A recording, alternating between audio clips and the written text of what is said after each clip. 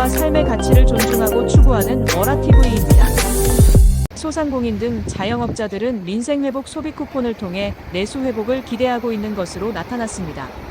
배드뱅크를 통해 취약차주의 재기를 지원하는 것은 환영할 만한 일이지만 성실히 대출을 상환하는 사람들이 박탈감을 느끼지 않도록 성실 상환자 인센티브 방안도 함께 고민해야 한다는 지적도 많았습니다. 중소기업 중앙회가 진행한 새 정부에 바라는 소기업 소상공인 정책 설문조사 결과를 보면 정부가 우선적으로 추진해야 할 과제로 내수 활성화 및 소비 촉진, 금융 지원, 사회 안전망 강화, 경영 지원 순이었습니다. 민생회복 소비 쿠폰에 대해서는 81.1%가 내수 활성화에 효과가 있을 것이라고 답해 내수 회복을 기대하는 것으로 나타났다.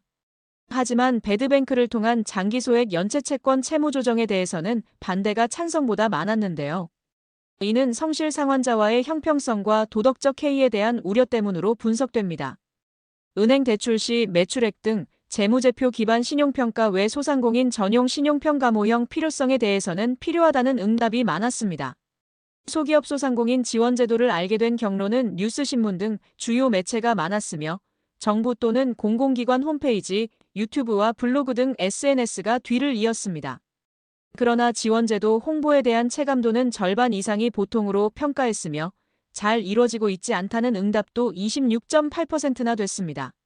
소상공인 지원제도 홍보가 잘 이루어지고 있지 않다는 응답자들은 정보 전달 채널이 제한적이라는 이유가 많았고, 이어 뉴스와 신문 등 주요 매체에서의 안내 부족, 이해하기 어려운 정책 내용 등을 꼽았습니다.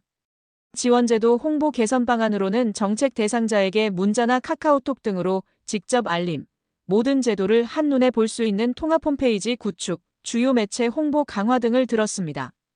이민경 중소기업 중앙회 정책총괄실장은 민생회복 소비 쿠폰이 내수 활성화의 마중물이 되길 기대한다며 또 배드뱅크를 통해 취약차주의 재기를 지원하는 것은 환영할 만한 일이지만 성실히 대출을 상환하는 사람들이 박탈감을 느끼지 않도록 성실 상환자 인센티브 방안을 함께 고민해야 한다고 말했습니다.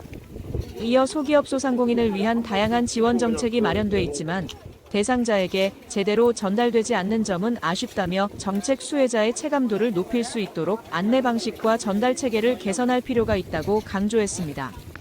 이 조사는 노란우산 가입자 396명을 대상으로 지난 17일부터 20일까지 구조화된 설문지를 활용한 온라인 조사로 진행됐습니다. 지금까지 워라TV였습니다.